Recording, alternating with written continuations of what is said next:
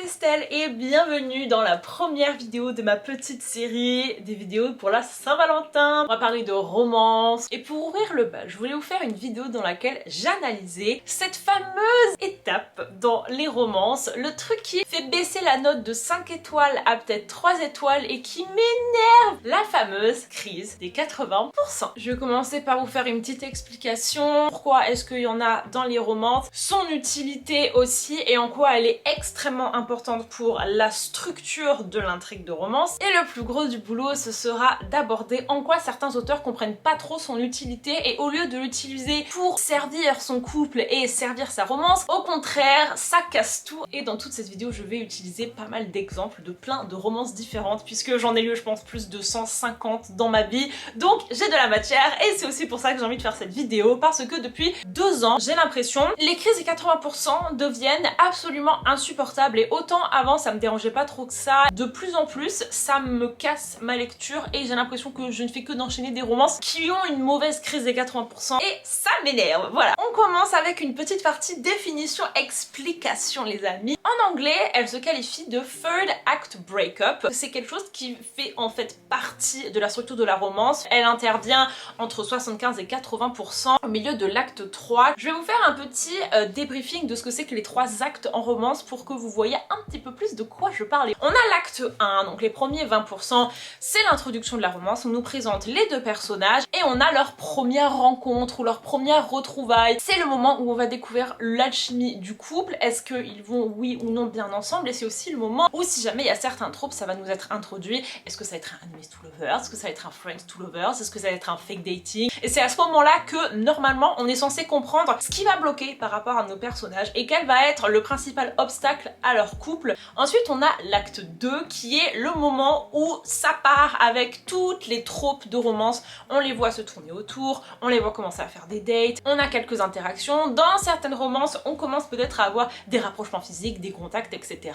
jusqu'au moment où le couple finit par arriver à un point de rupture qui est la fameuse crise. Le couple va affronter le plus grand obstacle qui les empêchait d'être ensemble. Ça va peut-être se traduire par une grosse engueulade entre eux, l'introduction d'un autre personnage qui vient tout bouleverser, ça peut être en lien avec la famille, ça peut être en lien avec absolument tout et n'importe quoi. Bref, c'est le moment où on a l'apothéose du couple, où toutes les non-dits explosent et ensuite on va être sur une redescente. C'est le moment la plupart du temps où les personnages se mettent en couple, où on a peut-être leur première scène d'amour et ensuite on a le happy ending. Donc là vous me dites peut-être ok mais pourquoi est-ce qu'on a besoin de cette explosion? Qui dit livre, qui dit intrigue dit qu'il y a des enjeux et notamment dans les romances l'enjeu principal c'est quoi? C'est notre couple. On veut et on s'attend à ce qu'ils finissent ensemble et c'est d'ailleurs un des gros critères en romance. Alors pour le coup je suis pas 100% d'accord que toutes les romances doivent se terminer par le couple ensemble, mais c'est vrai que collectivement parlant les gens disent que dans une romance les couples doivent forcément terminer ensemble, donc ça fait partie des attentes du lecteur. Imagine maintenant que quand tu ouvres un livre, les personnages ils se rencontrent, c'est l'amour fou, oh là là, ils se mettent ensemble, c'est la fin du livre, c'est un petit peu rapide et surtout, et ben il y a pas trop de rebondissements, il y a pas trop de moments de suspense, tout ça semble un petit peu facile et c'est pour ça qu'on va rajouter des moments où tu doutes.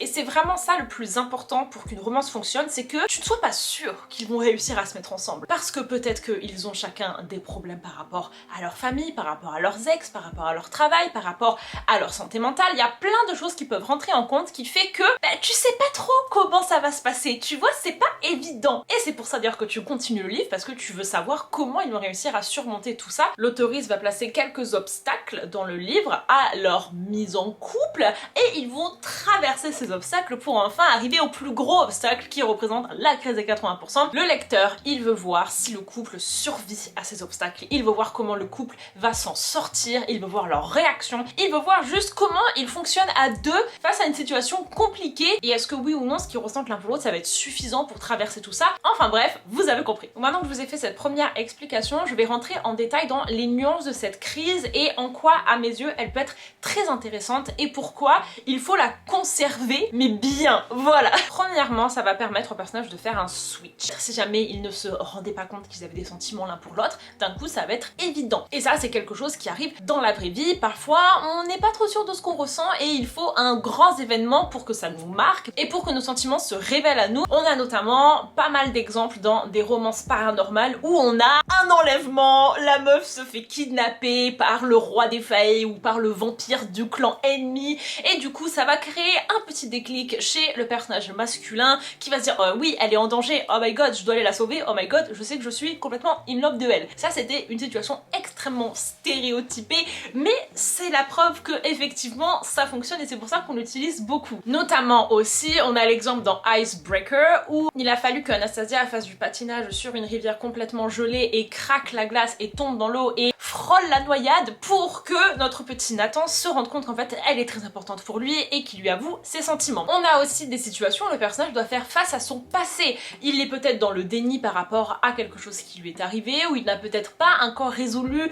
tous ses conflits avec d'anciennes personnes, que ce soit peut-être ses ex ou des amis. Et la crise va être le moment où tout va exploser. Peut-être que son partenaire ou sa partenaire va lui dire mais moi enfin je peux pas continuer comme ça avec toi si jamais tu fais pas la paix avec ton passé. Ça encore une fois c'est très intéressant puisque dans la vie de tous les jours on est quand même je pense beaucoup à être retenu dans nos relations par rapport à ce qui nous est arrivé et que c'est parfois pas facile de se débarrasser de tous nos bagages quoi et de se lancer avec une nouvelle personne. Ça crée des discussions qui sont quand même très enjouées et qui peuvent être extrêmement déchirantes mais qui sont utiles afin de pouvoir avancer en se sentant plus léger. On a un exemple qui est Set on You de Amy Lea où on a notre personnage principal masculin qui est pas du tout remis en fait de sa séparation avec son ex et c'est quelque chose qui le retenait énormément dans sa situation actuelle avec notre Crystal et c'est pas viable. Tu ne peux pas continuer comme ça, tu sais qu'à un moment donné il va falloir qu'ils aient une discussion. Ce qui se passe pendant cette crise c'est qu'il va recevoir un message de son ex, ça va être mal interprété par Crystal, ça ouvre une discussion très houleuse mais au moins Scott va pouvoir avouer en fait tout ce qui lui pesait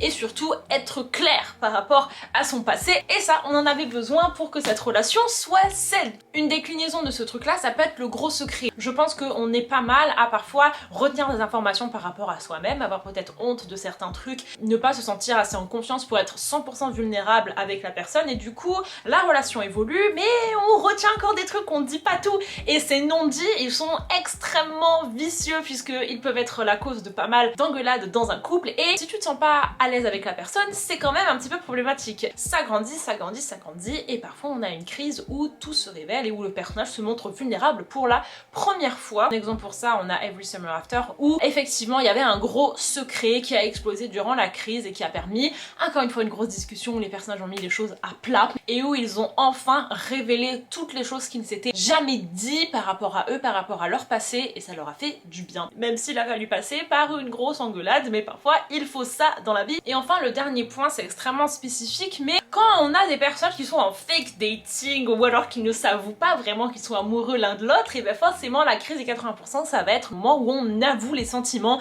et là loin d'être une crise négative où on va peut-être s'engueuler, où ça va faire mal etc.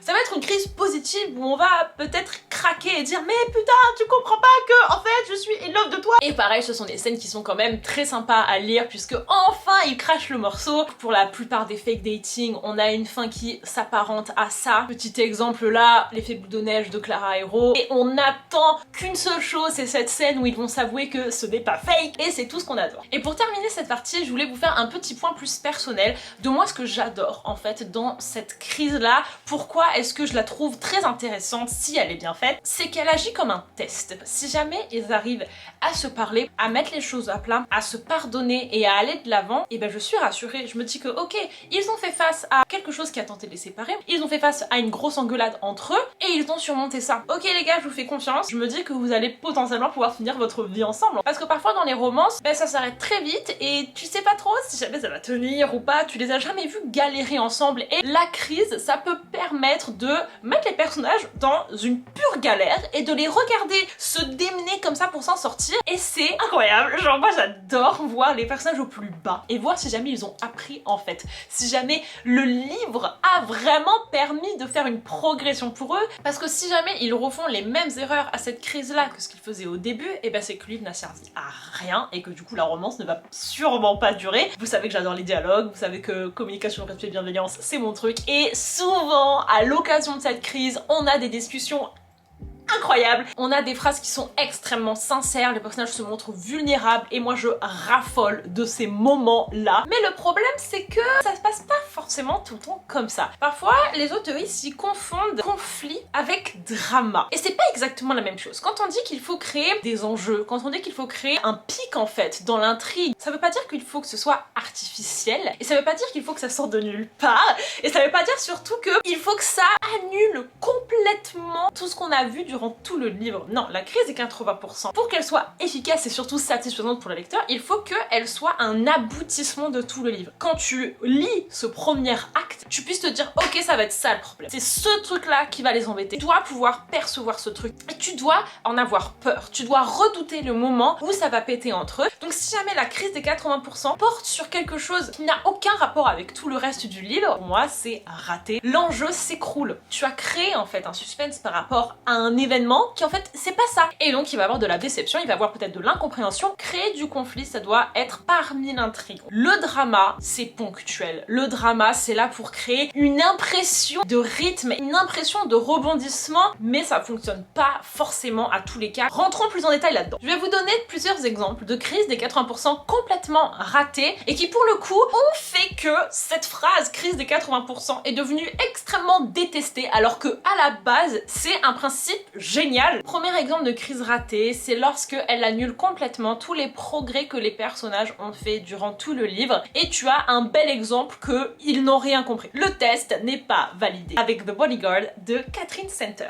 On a des personnages qui ont appris à se connaître, on a des personnages qui ont passé du temps ensemble, qui ont eu une complicité. On a eu des scènes dans ce livre qui montraient en fait que les personnages se faisaient confiance et qu'ils étaient là l'un pour l'autre. Et puis là, à la fin, il y a eu en effet un gros problème. On est dans une histoire de bodyguard et le personnage principal masculin qui est une star de cinéma se retrouve menacé avec un fou qui a un gun qui est posé sur sa tête. Et au lieu de mettre en place tout ce qu'il a appris avec notre Anna bodyguard, non, il décide de jouer au con, de dire de la merde et de la faire fuir alors que il aurait très bien pu essayer de trouver un mot code ou quoi que ce soit pour qu'elle capte qu'il était en danger, mais non, il a choisi de jouer à la Edward Cullen, de lui dire ses 4 vérités mais de manière complètement infecte et elle s'est barrée en courant. Il y avait 3 paragraphes de pur drama. Le truc normal aurait été qu'ils lui disent non, je suis pas dispo ce soir, désolé, rentre chez toi, vraiment j'ai pas envie de te voir et lui claque la porte au nez, ça aurait suffi. Non, là il a passé 4 pages à lui dire mais en fait t'es moche, oh tu croyais vraiment que tu pouvais avoir quelqu'un comme moi, genre non c'était trop. C'était que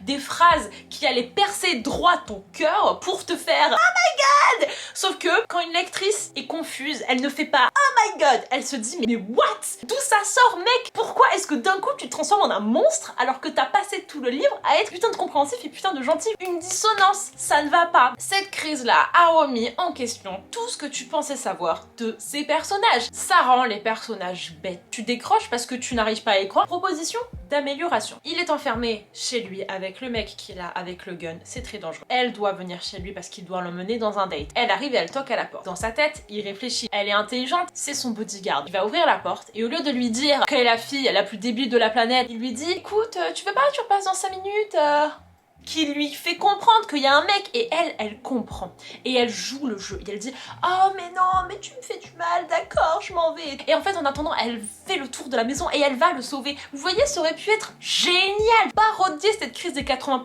parce qu'en fait ils sont en train de faire de l'acting parce qu'elle sait qu'il est en danger et qu'il faut qu'elle rentre dans son jeu et ensuite ils s'allient tous les deux pour neutraliser le fou furieux. Pour le deuxième ratage, on va parler de You With A View, l'engueulade qui sort de nulle part sur un sujet qui sort de nulle part, l'engueulade artificielle. Et le livre n'avait pas besoin de ça, juste pour nous faire un semblant de stress, de suspense, non. Ils rentrent de road trip durant lequel ils ont pas mal couché ensemble et ils ont pas mal tchatché, ils savent qu'ils s'aiment bien mais il leur manque un petit truc pour se mettre ensemble. Et puis là, le personnage principal masculin se fait virer de son job et il est un petit peu dans le mal, il ne le dit pas à notre personnage principal féminin, elle finit par l'apprendre et au lieu de courir et de le serrer dans ses bras et d'avoir peut-être une crise génialissime où il allait lui avouer le travail, ça le stresse de ouf et qu'il se sent pas à la hauteur et elle le rassure et tout, ça aurait été génial. Non, elle lui dit comment ça? Tu ne m'avais pas dit que tu as été virée?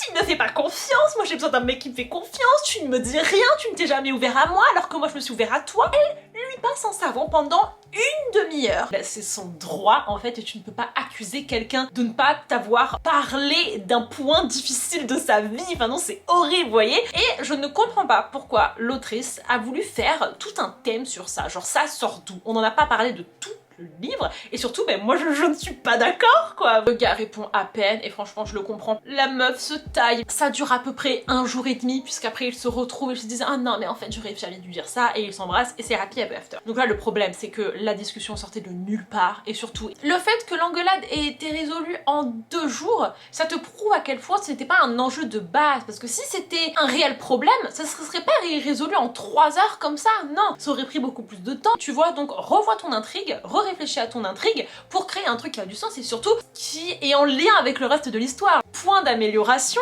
ce que j'ai proposé tout à l'heure, que elle arrive et qu'en fait elle ne se doutait tellement pas que son travail était une source de stress, elle est choquée et en fait ils en parlent et il lui avoue à quel point en fait il se sent pas légitime, qu'il est peut-être un petit peu jaloux d'elle parce que elle fait ce qu'elle a vraiment envie de faire de sa vie et ça peut être l'occasion de parler de ce stress lié au travail qui est un thème du livre. C'est un thème d'ailleurs très intéressant, hein, que les gens qui sont des overachievers comme ça en fait ils sont littéralement tous en burn-out et que c'est pas forcément des rôles modèles à avoir, mais non, on en a pas parlé. Point numéro 3, je voulais juste faire une scène d'excuses trop bien. Non! C'est ça qui me rend faible. C'est que ouais, dans The Bodyguard, la scène d'excuses était spectaculaire. Ouais, dans You With A View, ils ont eu une superbe aussi scène d'excuses. Pour moi, la scène d'excuses, elle est pas valide quand l'engueulade était aussi stupide. Y a pas en fait à me créer la plus belle scène d'excuses quand l'engueulade était pourrie. Parce que moi là, ça me montre qu'une seule chose, c'est qu'en fait tu voulais ta scène d'excuses et que t'as pas réfléchi pourquoi en fait ils allaient s'excuser. Travaille plus ton engueulade, ton point de rupture, ce sera beaucoup plus intéressant que de mettre le paquet sur les excuses et que du coup elle ne soit pas vraiment acceptée par le lecteur. La non-communication, là les gars c'est plutôt horrible. C'est le pire de tous parce que en soi ils ont un peu raison. En soi on peut pas non plus trop leur en vouloir aux autoristes qui nous font des miscommunication tropes parce que dans la vraie vie qu'est-ce qu'on se ment, qu'est-ce qu'on se dit pas la vérité et qu'est-ce que des fois on passe par des excuses de merde parce qu'on veut pas vraiment avouer certains trucs, mais parfois quand t'es dans une romance t'as pas envie de voir exactement les mêmes erreurs que t'as fait dans ta propre vie. Yours truly de Abby Jiménez. Les personnages sont incroyables et franchement il y avait beaucoup de potentiel mais tout ça a été gâché parce que Brianna s'est fait tout un film sur l'ex de Jacob et sur le fait que Jacob était toujours amoureux d'elle et que elle ne sera jamais son choix numéro 1. Mais ça c'est 100% des croyances limitantes de Brianna parce qu'elle a elle-même vécu ça avec certains de ses ex et elle projette ses insécurités sur Jacob et elle ne lui en parle jamais. Et Jacob est complètement faux, genre au contraire. Certes il est toujours extrêmement blessé par rapport à sa rupture, mais lui son plus gros problème c'est qu'elle s'est mise avec son frère et que du coup ça est en train de détruire leur famille. Et Brianna elle ne va jamais le confronter par rapport à ça, elle va jamais lui poser de questions, elle va le voir dire un mot à son ex une fois et elle va partir dans un délire les gars, elle va le traiter de tous les noms alors que il n'a rien fait et elle n'a jamais vérifié auprès de lui si jamais c'était bel et bien ça. Et là les gars c'est dur quoi parce que ouais c'est compréhensible qu'elle se fasse tout un film compte tenu de ce qu'elle a vécu, mais je rejoins un petit peu le point numéro 1. Ils avaient noué une relation tellement complice avec tellement de conscience et de vulnérabilité. Jacob il lui a déjà avoué tellement de choses, pourquoi est-ce qu'il lui parlerait pas de ça? Là encore une fois ça discrédite le côté bienveillance du roman parce que si jamais votre relation était si bienveillante que ça, bah pourquoi tu lui as pas posé la question écoute comment ça se passe avec ton ex, je comprends pas. Non, tu lui as pas demandé, donc en fait c'est que tu lui faisais pas vraiment confiance et du coup votre relation elle était pas basée sur un équilibre quoi. Et ça a duré la deuxième moitié du roman en entier et tout ça c'est conclu par une pregnancy trope sortie de nulle part. Oui les problèmes de communication ça existe et franchement il peut être très intéressant à travailler, faut pas en faire des tonnes et des tonnes et faut qu'au bout d'un moment le truc l'explose et pas forcément du côté négatif. Mais ouais encore une fois ce trope là il est un petit peu délicat parce que ça part quand même d'une grande part de vérité mais c'est un petit peu chiant parce qu'on n'a pas envie de voir des personnages qui ne se parlent pas. Le point numéro 5 est très court et oh là là quand je le vois franchement ça m'énerve parce que tout ça c'est une question d'ego. Non mais en fait je t'aimais pas vraiment Alors ça les gars ça arrive plus que ce que l'on croit, ça m'énerve en fait, que on ait passé tout un livre où c'est obvious en fait que vous appréciez, c'est obvious que tu tiens à cette personne là, mais non, à la fin tu vas quand même nous faire tout un caprice de non mais je tenais pas vraiment à toi en fait, vraiment. Là ça prouve en fait que tu n'es absolument pas mature et que t'as encore un ego comme ça et que t'es complètement stupide parce que tu es prêt à perdre la personne qui t'aime juste parce que tu ne veux pas avouer tes sentiments, c'est complètement con. Voilà, je ne comprends pas les gens qui font ça, soyez honnêtes bordel de merde. Certes on peut avoir des personnages qui vont peut-être pas avouer tout de suite vite et qui ont un petit peu d'ego, parce que c'est toujours sympa d'avoir des personnages comme ça, mais de le faire de manière si théâtrale, surtout quand t'as eu des scènes avant où c'était obvious que la personne était amoureuse de toi, ben ça fonctionne pas, malheureusement, voilà. Et enfin, le dernier point, c'est ce que j'appelle un peu le trap-trap. On a un bel exemple de ça dans Get a Life Chloe Brown, où sur la fin, tu sais que les personnages sont in love, mais pour une raison un peu nulle, ils vont chacun rester de leur côté, parce qu'il y a peut-être une interaction qui s'est mal passée,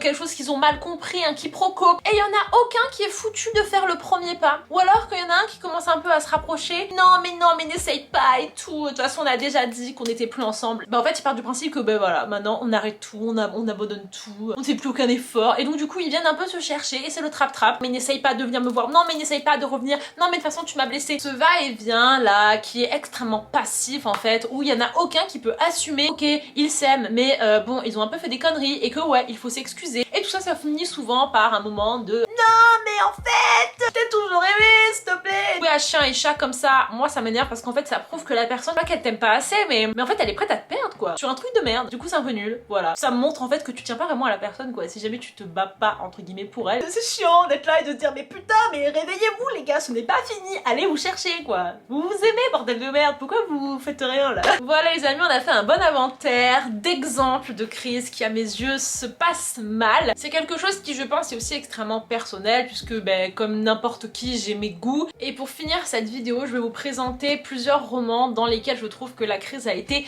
très bien faite. Alors ça veut pas forcément dire que j'ai adoré le livre, mais ça veut juste dire que j'ai trouvé que la crise était smart. J'ai lu il y a pas longtemps Powerless de Elsie Silver et j'ai trouvé que en termes de construction du roman, tout faisait extrêmement sens. Dès le début tu captes que la famille de notre personnage principal féminine est complètement contre sa relation. Il va falloir se battre contre sa famille, choisir entre son mec et sa famille. C'est une thématique que pas mal de personnes vivent dans la vie de tous les jours malheureusement. Et on a en fait cette sensation de bah, c'est la boucle qui est bouclée. Dans les 20 premiers pourcents, tu captes qu'il y a un conflit familial qui se résout à la crise. C'est très simple, mais c'est exactement ce qu'on veut. Et notre personnage principal féminine, elle a bien réagi dans le sens où elle a confronté ses parents, elle leur a dit les quatre vérités. Ça l'a quand même vachement troublée et elle a été assez perdue pendant plusieurs jours, ce qui est aussi très réaliste. Et au bout d'un moment, elle s'est dit ok, je sais ce que je veux, c'est l'homme que j'aime quoi.